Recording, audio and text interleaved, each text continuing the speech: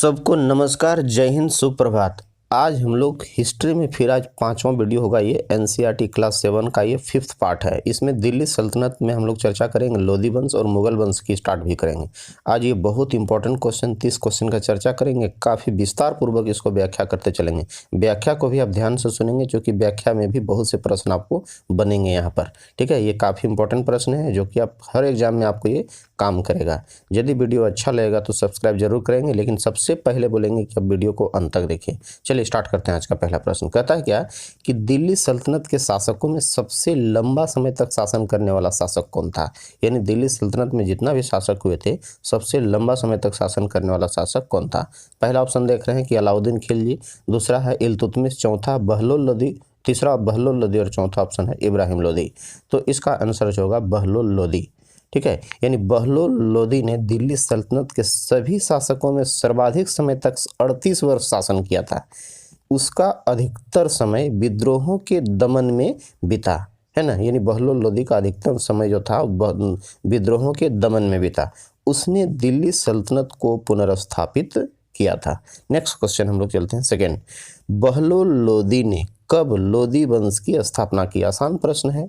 चलिए ऑप्शन पहला देखिए, 1452 है ना, 1451, 1455 और 1457।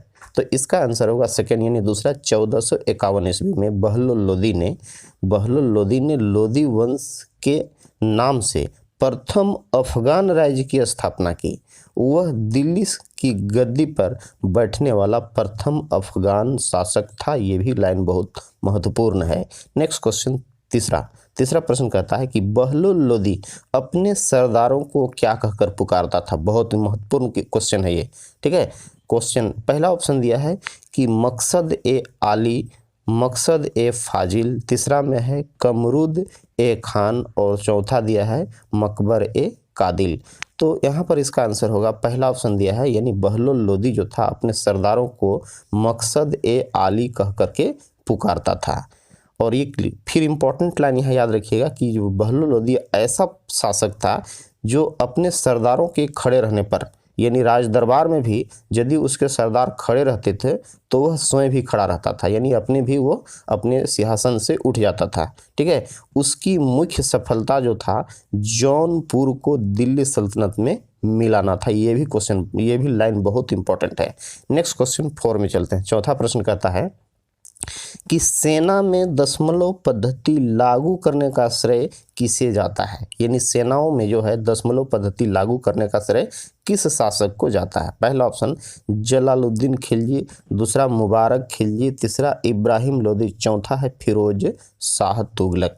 तो यहाँ पर इसका आंसर जो होगा, यानी पहला ही ऑप्शन जलालुद्दीन खिलजी होगा। यानी सेना में दशमलव पद्धति लागू करने का श्रेय जलालुद्दीन खिलजी को जाता है, परंतु दशमलव पद्धति को अपनी सेना में पूर्णतया से लागू करने का श्रेय, यानी पूरी तरह से लागू करने का श्रेय जो था वह मोहम्मद बिन तुगलक को जाता है।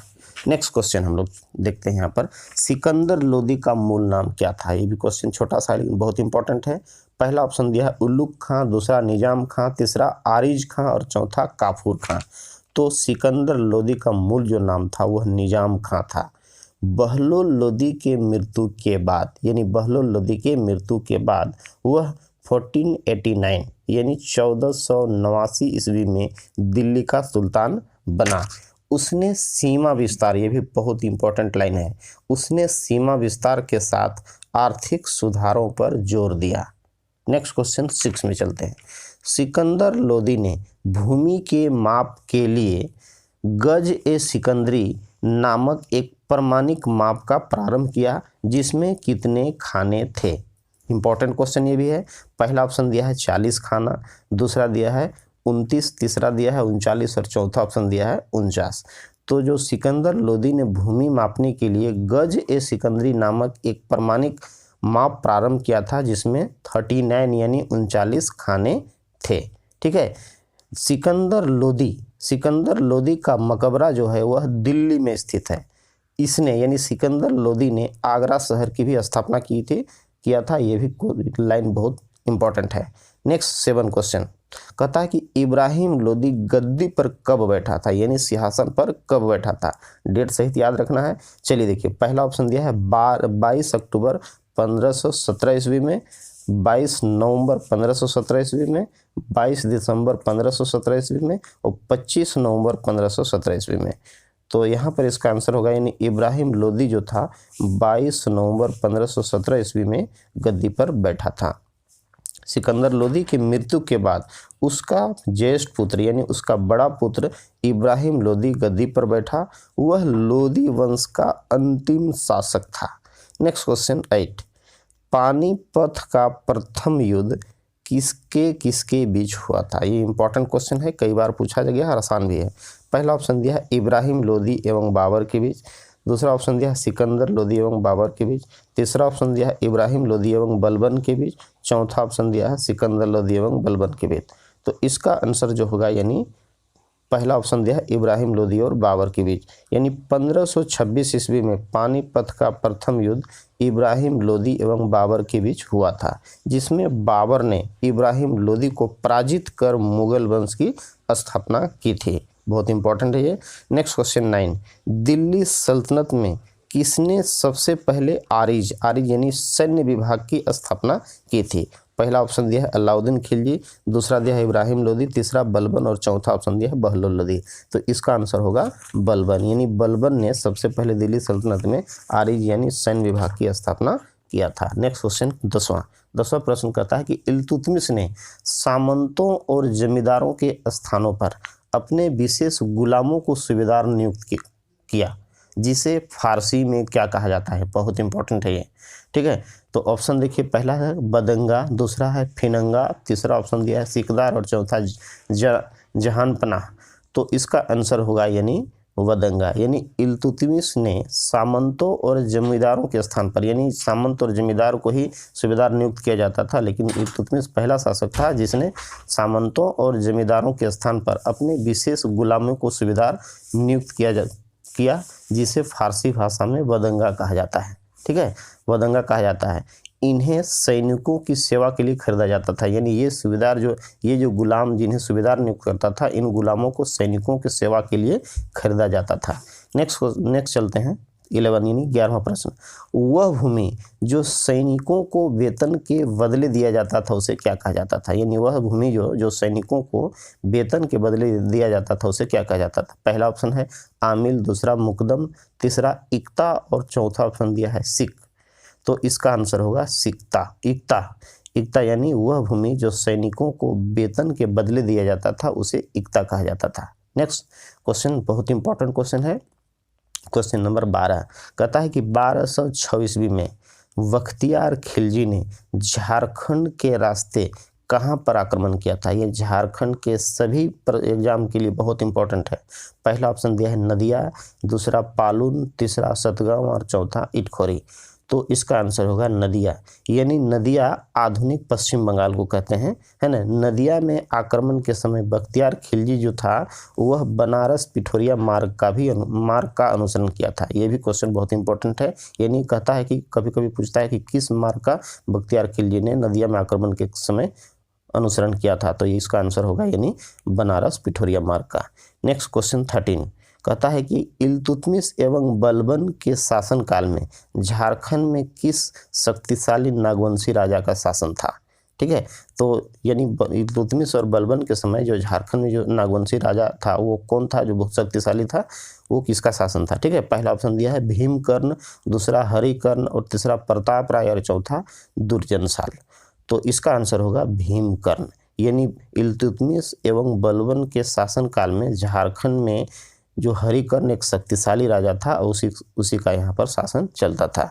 इसके शासनकाल में झारखंड में दिल्ली सल्तनत का कोई प्रभाव नहीं पड़ा, यानी हरिकर्ण इतना शक्तिशाली राजा था कि दिल्ली सल्तनत की जितना भी शासक इस पर आक्रमण किए इस पर कोई प्रभाव नहीं पड़ा, झारखंड पर कोई आँच आने नहीं दिया था ये, ठीक है। नेक्स्ट क्वेश्चन चलते हैं हम लोग 14 में। तुगलक वंश के शासनकाल में तुगलक वंश के शासक यानी तुगलक वंश का शासक मोहम्मद बिन तुगलक के कौन सा सेनापति हजारीबाग क्षेत्र में चाई चंपा तक आ पहुंचा था। यानी तुगलक वंश का जो शासक मोहम्मद बिन तुगलक था, उसका एक सेनापति जो था कि झारखंड की हजारीबाग क्षेत्र में चाई चंपा तक आ पहुंचा था। ठीक है, बहुत इंपॉर्टेंट क्वेश्चन है ये। पहला है मलिक काफूर, दूसरा है मलिक बयां, तीसरा याकूत और चौथा बलबन। तो इसका आंसर होगा मलिक बयां। यानी मलिक बयां तो जो था हजारीबाग झारखंड के माने चाई चंपा क्षेत्र तक वो आ पहुंचा था। नेक्स्ट क्वेश्चन 15 चलते हैं कि फिरोज शाह तुगलक के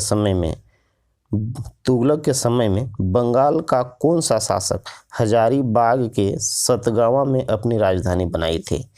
ठीक है, बहुत इंपॉर्टेंट क्वेश्चन है ये। पहला ऑप्शन दिया है शमसुद्दीन खिलजी, दूसरा इलियास हसन और तीसरा दिया है गयासुद्दीन इलियास शाह और चौथा ऑप्शन दिया है शमसुद्दीन अली खां। तो इसका आंसर होगा यानी गयासुद्दीन इलियास शाह।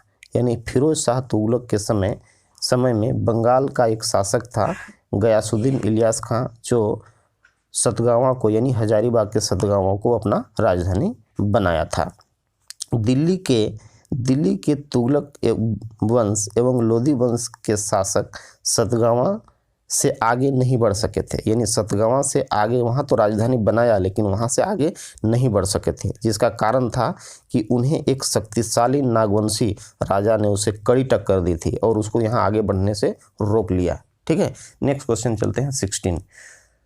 सल्तनत काल में किसानों को क्या कहा जाता था। बहुत इंपॉर्टेंट क्वेश्चन है कि सल्तनत काल में किसान को क्या कहा जाता था। पहला है इक्तेदार, दूसरा बलाहार, तीसरा सिपह सलार और चौथा मुसाफिर। तो यहाँ पर इसका आंसर होगा बलाहार। यानी दिल्ली सल्तनत यानी सल्तनत काल में किसानों को बलाहार कहा जाता था। उसे उपज का यानी किसानों को उपज का 1/3 हिस्सा यानी 1/3 तथा कभी कभी जो होता है आधा हिस्सा भू राजस्व के रूप में माने राजा को देना पड़ता था, सम्राट को देना पड़ता था। इससे किसानों की स्थिति काफ़ी दयनीय होगी, क्योंकि उपज जितना करता था उसका कभी कभी आधा उसको राजस्व के रूप में देना पड़ता था, वो 1/3 भी उसको देना पड़ता था, जिसके कारण किसानों की स्थिति दयनीय हो गई। मुकदम तथा छोटे जमींदार साधारण किसानों का शोषण करते थे। यानी मुकदम तथा जो छोटा छोटा जमींदार थे किसानों का काफ़ी शोषण करते थे। नेक्स्ट 17 प्रश्न में है सीधे सुल्तान के अधीन जो जमीन होती थी उसे क्या कहा जाता था। बहुत इंपॉर्टेंट क्वेश्चन है। यानी सीधा जो होता है सुल्तान के अधीन जो जमीन होती थी उसे क्या कहा जाता था। पहला है इनाम जमीन, दूसरा है इक्ता जमीन और तीसरा है खालसा जमीन और चौथा ऑप्शन दिया है वक्फ जमीन। तो इसका आंसर होगा खालसा जमीन। यानी सीधे सुल्तान के अधीन जो जमीन होती थी उसे खालसा जमीन कहा जाता था, खालसा भूमि कहा जाता था। खालसा जमीन सीधे सुल्तान के अधीन होती थी, जहां राजस्व दरबार तथा राजा के अन्य खर्च को चलाने में प्रयुक्त होता था। यानी खालसा भूमि का जो राजस्व होता था उसमें राजा के दरबारी खर्च या राजा का जो अन्य खर्च होता था उसको चलाने में इसका उपयोग होता था। ये भी याद रखिएगा, बहुत इंपॉर्टेंट है। क्वेश्चन नंबर 18 में कहता है कि प्रत्येक वर्ष 15 अगस्त को भारत के प्रधानमंत्री दिल्ली में कहाँ झंडोत्तोलन करते हैं। ये क्वेश्चन बहुत इंपॉर्टेंट है। यानी प्रत्येक साल यानी आज भी 15 अगस्त को भारत के प्रधानमंत्री दिल्ली में कहाँ पर झंडोत्तोलन करते हैं। पहला ऑप्शन दिया संसद भवन, दूसरा इंडिया गेट, तीसरा लाल किला, चौथा है रामलीला मैदान। तो इसका आंसर होगा लाल किला। यानी भारत के आज़ादी के तत्काल बाद पंडित जवाहरलाल नेहरू यानी तत्कालीन प्रधानमंत्री ने 15 अगस्त 1947 को मुगल शासक द्वारा बनाए गए लाल किले पर ही राष्ट्रीय तिरंगा लहराया था। उस समय से हमारी यह परंपरा कायम रह गई है कि प्रत्येक वर्ष हम यानी आज भी राष्ट्रीय पर्व के रूप में जो हम लोग 15 अगस्त को मनाते हैं, यानी इसी स्थान पर लाल किला पर ही हम लोग मनाते आ रहे हैं। यानी प्रत्येक वर्ष जो होता है भारत के प्रधानमंत्री यहाँ 15 अगस्त को झंडोत्तोलन करते हैं। वास्तव में मध्यकालीन भारत का इतिहास जो है मुगल साम्राज्य के इर्द गिर्द ही पूरा घूमता है। ठीक है, तो यहाँ पर इसका आंसर हो गया लाल किला।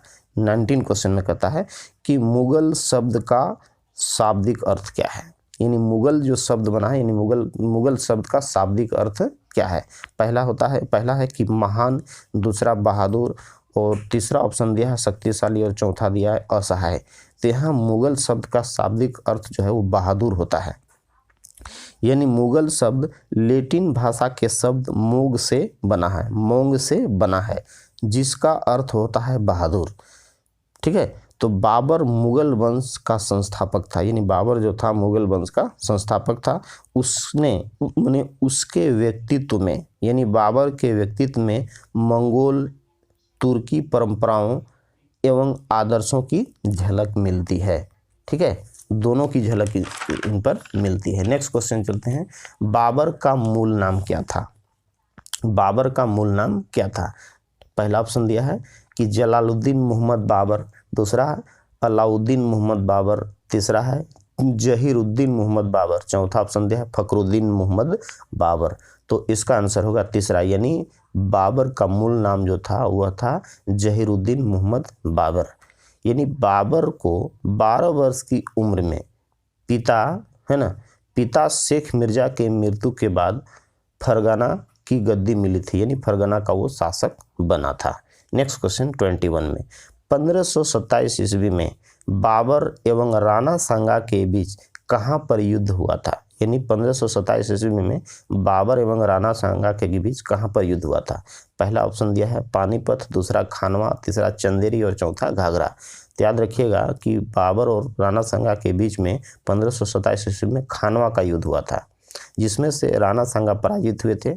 यानी 4 वर्ष के शासनकाल में अधिकांश समय जो बाबर को जो था ना उसको बीता था माने युद्ध पर ही बीता था। ठीक है, 1530 ईस्वी में इसकी मृत्यु हो गई थी। नेक्स्ट क्वेश्चन चलते हैं 22, बहुत इंपॉर्टेंट क्वेश्चन। बाबर ने अपनी आत्मकथा तुजुक ए बाबरी, जिसको बाबरनामा कहा जाता है, किस भाषा में लिखा था? ठीक है, बहुत इंपॉर्टेंट क्वेश्चन है। यानी बाबर ने अपनी आत्मकथा तुजुक ए बाबरी किस भाषा में लिखी? पहला ऑप्शन दिया है तुर्की, दूसरा फारसी, तीसरा अरबी और चौथा ऑप्शन दिया है उर्दू। तो इसका आंसर होगा तुर्की। यानी बाबर ने अपनी आत्मकथा जो है तुजुक ए बाबरी जो तुर्की भाषा में लिखा था। एक लाइन बहुत इंपॉर्टेंट फिर है, देखिए कि बाबर को मुंबईयान शैली का जन्मदाता माना जाता है। बहुत इंपॉर्टेंट लाइन है, कई बार पूछा है। यानी बाबर को मुंबईयान शैली का जन्मदाता माना जाता है। क्वेश्चन नंबर 13, मुगल वंश का एकमात्र शासक कौन था जिसने अपने साम्राज्य का विभाजन अपने भाइयों के बीच किया था? ठीक है, यानी मुगल वंश का एकमात्र शासक कौन था जिसने अपने साम्राज्य यानी जो भी उसका साम्राज्य था उसका विभाजन यानी बंटवारा अपने भाइयों में किया था? पहला ऑप्शन दिया है हुमायूं, दूसरा अकबर, तो तीसरा शाहजहां और चौथा बाबर। ठीक है, तो इसका आंसर होगा हुमायूं। यानी हुमायूं मुगल वंश का एकमात्र शासक था जिन्होंने अपनी साम्राज्य का विस्तार अपने भाइयों पर किया था, और यही उसकी असफलता का कारण, मूल कारण माना जाता है। यानी बाद में जो होता है अपने भाइयों को साम्राज्य का बंटवारा करने के बाद यह पराजित हो गया था, यानी कमज़ोर होते गया था, जिसका मूल कारण यही था कि उसने अपने भाई के बीच में अपने साम्राज्य का विस्तार यानी बंटवारा किया था। नेक्स्ट क्वेश्चन चलते हैं 24 प्रश्न। यानी मुगल वंश का कौन सा शासक शासन के दौरान रोज नए नए वस्त्र पहनता था? यानी डेली जो होता था नया नया कपड़ा पहनता था, अलग अलग रंग का कपड़ा पहनता था। मुगल वंश का ऐसा कौन सा शासक था? पहला है बाबर, दूसरा शाहजहां, तीसरा जहांगीर और चौथा हुमायूं। तो इसका आंसर होगा हुमायूं। यानी हुमायूं मुगल वंश का पहला शासक इस तरह का शासक था जो अपने राज दरबार में प्रतिदिन अलग अलग रंग का कपड़ा पहनता था। ठीक है, और ये जो हुमायूं था, इसमें एक इम्पॉर्टेंट लाइन ये भी है कि हुमायूं होता है किताब पढ़ने का बहुत शौकीन था। वो बहुत किताब पढ़ता था, तरह तरह की किताब लाइब्रेरी में उसने रखा था। नेक्स्ट क्वेश्चन हम लोग देखते हैं 25 में। शेरशाह ने हुमायूं को कब एवं किस युद्ध में पराजित किया जिसके बाद उसने ईरान की ओर भाग गया था? ठीक है, यानी शेरशाह जो था हुमायूं को कब और किस युद्ध में पराजित कर दिया, पराजित कर दिया और वो हारने के बाद जो था वह ईरान की ओर जान बचाने के लिए भाग गया था। तो पहला ऑप्शन दिया है चौसा का युद्ध यानी 1556 ईस्वी में, बिलग्राम का युद्ध 1540 ईस्वी में, चौसा का युद्ध 1549 ईस्वी में, पानीपत का युद्ध 1526 ईस्वी में। ठीक है। तो इसका आंसर होगा बिलग्राम का युद्ध, यानी बेलग्राम के युद्ध में जो होता है शेरशाह ने हुमायूं को पराजित कर दिया था और उससे वह जान बचाकर उन्होंने ईरान की ओर भाग खड़ा हुआ था। ठीक है, इसलिए इसका आंसर होगा बेलग्राम का युद्ध 1540 ईस्वी। नेक्स्ट क्वेश्चन 26 कहता है कि बाबर एवं मेदिनी राय के बीच हुआ युद्ध किस नाम से जाना जाता है। यह भी क्वेश्चन इंपॉर्टेंट है। यानी बाबर और मेदिनी राय के बीच युद्ध हुआ था जिसे किस युद्ध के नाम से जाना जाता है। पहला चंदेरी का युद्ध 1528 ईस्वी, दूसरा बंदेरी का युद्ध 1528 ईस्वी में, तीसरा खानवा का युद्ध 1529 ईस्वी में और चौथा है घाघरा का युद्ध 1529 ईस्वी में। तो यहाँ पर इसका आंसर होगा चंदेरी का युद्ध 1528 ईस्वी में। ठीक है, नेक्स्ट क्वेश्चन हम लोग 27 की ओर चलते हैं। तो 27 क्वेश्चन कहता है कि किस युद्ध में बाबर ने तोपखाना का इस्तेमाल किया था। ठीक है, किस युद्ध में बाबर ने तोपखाना का इस्तेमाल किया था। पहला ऑप्शन दिया है पानीपत का प्रथम युद्ध, दूसरा दिया है कि पानीपत का द्वितीय युद्ध, तीसरा चंदेरी का युद्ध, चौथा खानवा का युद्ध। तो इसका आंसर होगा यानी पहला पानीपत का प्रथम युद्ध। यानी इस युद्ध में, पानीपत के प्रथम युद्ध में दो उसके तोप चलाने वाले उस्ताद, दो उसके तोपची थे, यानी दो उसके सेना में दो ऐसे सैनिक थे जिसका नाम था उस्ताद अली एवं मुस्तफ़ा, जो तुर्की दोनों थे। इनका महत्वपूर्ण उनको सहयोग मिला था, यानी ये तोप को चलाने वाले में माहिर थे और उसी के कारण वह उसके युद्ध में, यानी पानीपत के युद्ध को जीतने में उनकी सफलता मिली थी। यानी सबसे पहले उन्होंने पानीपत के युद्ध में ही तोपखाना का प्रयोग किया था। क्वेश्चन नंबर 28, उदारता के कारण बाबर को किस नाम से जाना जाता है। यानी वह उदारता के कारण बाबर को किस नाम से जाना जाता है। पहला ऑप्शन दिया है कलंदर, दूसरा मुकद्दर, तीसरा तोपची और चौथा ऑप्शन दिया है समरकंद। तो यहाँ पर इसका आंसर होगा कलंदर। यानी उदारता के कारण जो होता है बाबर को कलंदर कहा जाता है। यानी बाबर को कलंदर कहा गया है। क्यों कहा गया है? क्योंकि पानीपत के युद्ध में विजय के बाद बाबर ने काबुल पर प्रत्येक नागरिक को एक एक सिक्का दान में दिया था। कहा कि हम आपका राजा हैं और सबको एक एक सिक्का दान में दिया गया। उसी के कारण इसको उदारता दिखाया और इसी कारण उसको कलंदर कहा गया। नेक्स्ट क्वेश्चन 29, किसने दिल्ली में हुमायूं का मकबरा बनवाया। ठीक है, यानी किसने दिल्ली में हुमायूं का मकबरा बनाया। पहला ऑप्शन दिया है हाजी हुसैन, दूसरा दिया है हाजी बानो बेगम, तीसरा नसरुद्दीन और चौथा ऑप्शन दिया है बदख्वां, है ना, बदख्वां। तो इसका आंसर होगा यानी दूसरा हाजी बानो बेगम। अब फिगर भी देख सकते हैं, मैंने दिल्ली का मकबरा जो होता है, यानी हुमायूं का मकबरा जो है दिल्ली में है। यानी इस मकबरा में वही चार बाग शैली है ना, जिसने भविष्य में ताजमहल को जन्म दिया। यानी इसी चार बाग शैली का जो उपयोग करके बाद में ताजमहल बनाया गया आगरा में। यह मकबरा जो होता है दिल्ली की विधवा, हुमायूं की विधवा, यानी यह मकबरा जो है हुमायूं की विधवा बेगम हामिदा, जिसे बानो बेगम या फिर हाजी बेगम के नाम से भी जानते हैं, के आदेशानुसार 1562 ईस्वी में बनाया गया था। अकबर के शासन काल में, यानी अकबर के शासन काल तक, यानी जो होता है ना, यह जो होता है दिल्ली का यह पहले मकबरा था। यानी अकबर के शासनकाल में बना यह दिल्ली का पहला मकबरा है। लास्ट क्वेश्चन हम लोग चलते हैं। लास्ट क्वेश्चन में देखिए कहता है कि हुमायूं की मृत्यु, यानी हुमायूं की मृत्यु दीन पनाह, यानी जो दीन पनाह एक लाइब्रेरी है उसके सीढ़ियों पर गिरने के कारण कब हुई थी। हुमायूं जो था वो किताब पढ़ने का शौकीन था। उसने एक दीन पनाह नामक एक लाइब्रेरी बनाया था, पुस्तकालय बनाया था, जिस पर सीढ़ी पर वो चढ़ रहा था, उसी क्रम में गिरा और वह मर गया। कब? ठीक है, ऑप्शन दिया है 1527 ईस्वी में, 1557 ईस्वी में, 1555 ईस्वी में, 1558 ईस्वी में या 1556 ईस्वी में। तो यहाँ पर इसका आंसर डी होगा, यानी 27 जनवरी 1556 ईस्वी को वह सीढ़ी पर से गिरकर उसकी मृत्यु हो गई थी। थोड़ा हम लोग इस पर चर्चा करते हैं। अंतिम प्रश्न है ये, है ना, कहता है कि हुमायूं नामा नामक पुस्तक की रचना हुमायूं की सौतेली बहन गुलबदन बेगम ने की थी। ये भी क्वेश्चन बहुत बार पूछता है, ये लाइन बहुत इंपॉर्टेंट है। नहीं, हुमायूं नामा एक पुस्तक है जिसकी रचना जो हुमायूं की एक सौतेली बहन थी गुलबदन बेगम ने की थी।